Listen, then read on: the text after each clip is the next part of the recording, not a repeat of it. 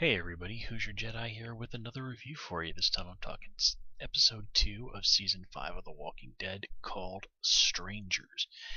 And this is one of the those classic breather episodes for the most part. We went balls to the wall with the action last time around, so this is the episode where we give everybody a minute to catch their breath, no matter how much Abraham might complain about it,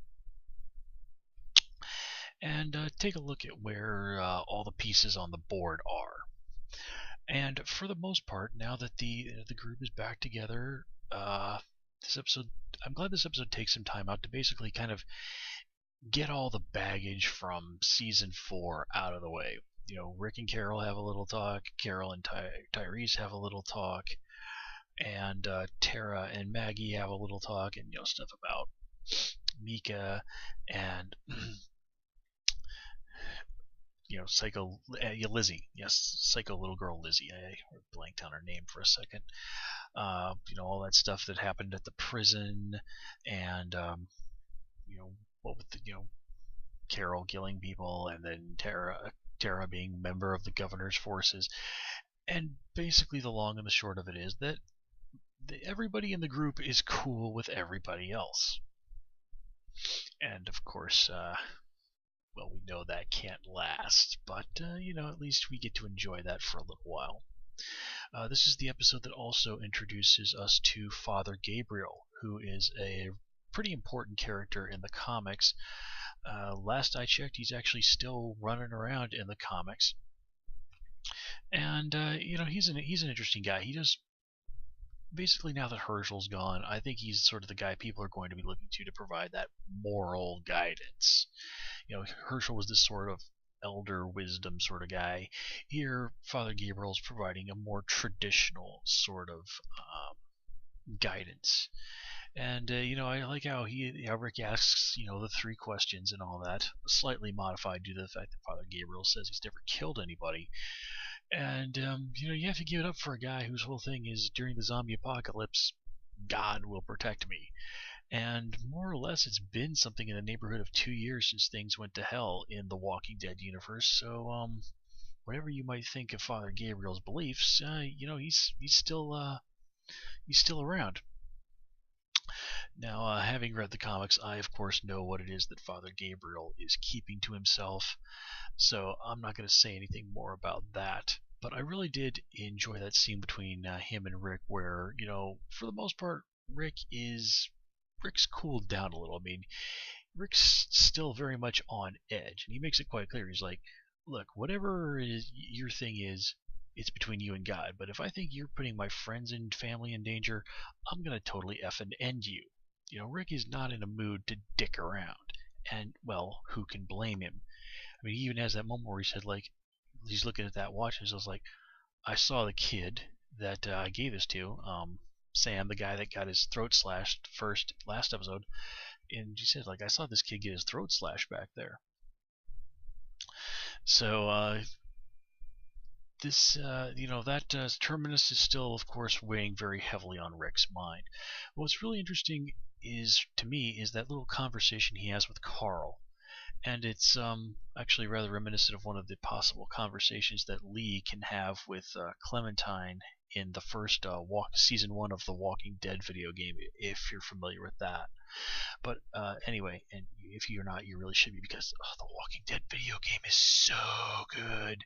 I'm not talking about the more actiony one with the Dixon Bros. I mean, like the story one. That's awesome. But anyway, getting back to the conversation between Rick and Carl, it really shows just kind of how the dynamics with the characters have changed. Because for a while there, it was really looking like Carl was going to be the one that go off the deep end and basically become a psycho.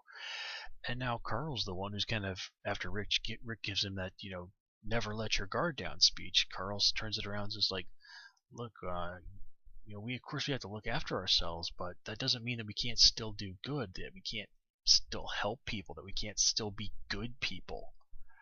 And that's again one of the major themes of Walking Dead, is how do you stay a good person in this world? And you've seen with Gareth and his group in particular what happens if you abandon morality just for the sake of survival.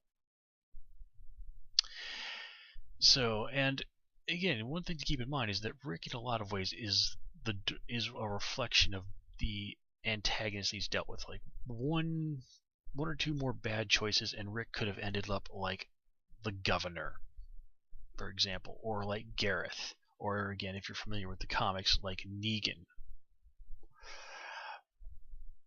And that's one thing I really do like is that we're constantly presented with people as antagonists who are just slightly divergent from the good guys in the series, and it really shows you that all it takes is one or two bad choices to really send you down a road that there might not be any coming back from.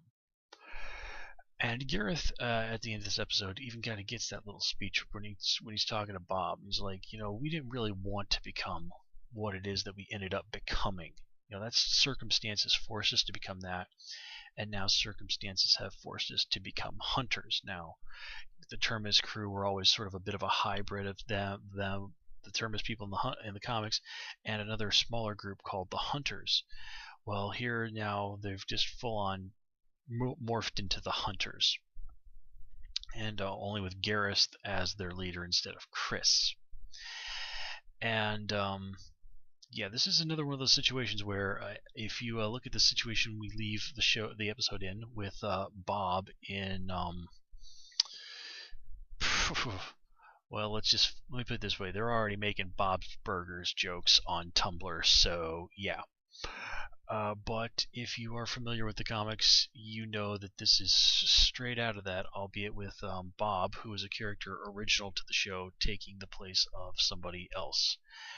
And if you know that, well, you kind of also probably have a pretty good idea of why, in particular, Bob went out to the woods to have himself a little cry. But I don't want to spoil anything, but again, I've noticed that even the people who haven't read the comics have more or less picked up on it. Oh, what the hell. Yeah, Bob probably got himself scratched or bit, and I guess it must have been a really small scratch or something, because it's taken an unusually long time for him to not to show, and he hasn't shown any symptoms. So if that's where things are going, and almost like certainly it is, Gareth and his friends are in for a very nasty surprise. And jeez, just how messed up is it? We get to see that scene of like Bob's watching all these people over there eating his leg. I mean, oh god. I was actually having a conversation with my mom earlier. She came by. Well, she happened to come by, and was talking about the show, and she's just like, I can't understand why you watch stuff like that. My mom absolutely hates horror movies, and I love mom, but it's like, mom, you sit around like you watch stuff like The Biggest Loser and Dancing with the Stars ritually, and you're gonna give me grief for watching The Walking Dead, one of the most critically acclaimed shows currently on TV. Meanwhile, mom has lousy taste in TV. Love the woman to death, but she has terrible taste in television. Anyway, let me see. What else was I talking about?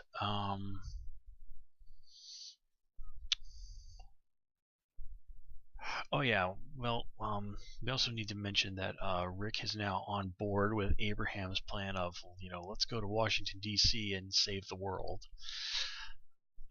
Raise your hand if you think it's really going to be that easy. Yeah, that's what I thought. But I'm glad this kind of puts an end to Abraham's sort of like, he's like, oh, if these guys don't agree to go to Washington D.C. of their own free will, I'm gonna find some damn way to make them do it. Abraham, screw you, man. There's no way you're gonna be able to seize control of this group. I mean, yeah, you're a big tough dude, but they've dealt with way worse than you. So, and I like how even Rosita doesn't really seem to be on board with Abraham's idea that he's going to be able to strong arm things into getting his way. Persuasion is better than force. I mean, he's managed to even make Glenn come around, but Glenn is all like, look, dude, seriously, we need a break. Abraham's a guy with a very very serious case of tunnel vision. And given what's at stake, it's hard to blame him. But, like, dude, you're a military guy. You know soldiers need rest. A tired soldier is a soldier who's soon going to be dead. Let people take a day or two to catch their breath, have something to eat, get their energy back, and then you can freaking go on to Washington, D.C. It's been 2 damn years. If whatever it is that Eugene is talking about has lasted this long, it'll last another couple of days. Seriously, man. But as for what is in Washington, D.C., well, don't want to spoil that. So let me see. Anything else in particular? Nope. Again, this is just like I said, a breather episode, set the stage, and once we've done that, well, as we see with the final scene with Gareth and his friends, now things are gonna get bad and ugly and violent and horrible and entertaining, just the way The Walking Dead should be. And I do gotta point it out. This is another prime example of how if you're on this show and your name is not Michonne, if you're black, oh man, it's not going to be long before something awful happens to you. But again, that's true for everybody else as well. But still, it's just like, wait a minute, how many black people are there on this show right now? Oh yeah, somebody who's black's totally dying. And on that note, make of it what you will.